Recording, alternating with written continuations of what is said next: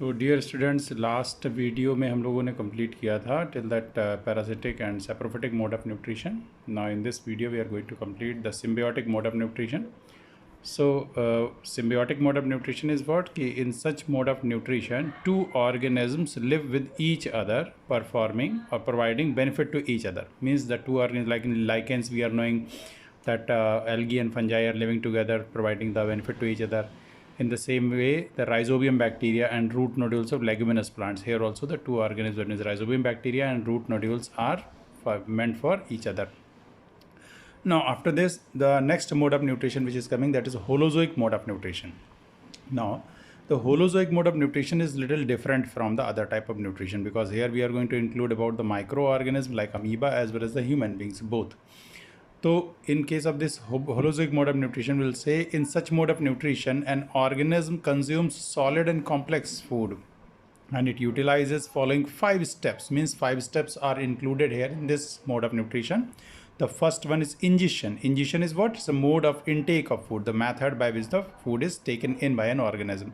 Second is digestion. It is the enzymatic hydrolysis of food to convert it into simple form. That means with the help of certain enzymes, the food is hydrolyzed, means in presence of water, it will be broken down into simple form so that can be easily absorbed. Then absorption, the digested food contains nutrients and waste. So nutrients are absorbed into the body fluids. In case of human beings, we can say that the body fluid is blood, but in case of amoeba, we can say it is the cytoplasm only.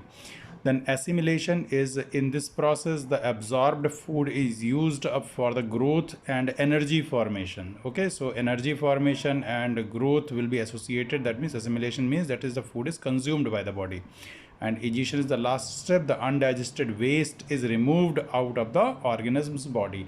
That means the food material or the waste which was left out, which is not used, which is not needed further, is removed out of the body, maybe in the form of fecal matter or other forms. Now coming to the nutrition in amoeba. Amoeba is a unicellular organism, we all are knowing. So amoeba is a unicellular organism which belongs to the kingdom Protista. Protista kingdom is there, which includes all the unicellular and eukaryotic organisms. It is found in fresh water, that is pond water, river water, lake water, wherever the fresh water, but that should be stagnant water, not in flowing water. So fresh water. It feeds on small organisms, that means microorganisms, those organisms which are smaller in size of amoeba. So amoeba prefer to feed on those organisms, and it is eating them as their food by forming false feet called as pseudopodia. Pseudopodia are the false feet, and its nutrition includes its main steps which are coming. Actually it is holozoic. The first one is ingestion. For capturing its food in fresh water, it develops false feet called as pseudopodia. Pseudopodia it used to produce, and this process is called cell eating. Cell eating or phagocytosis.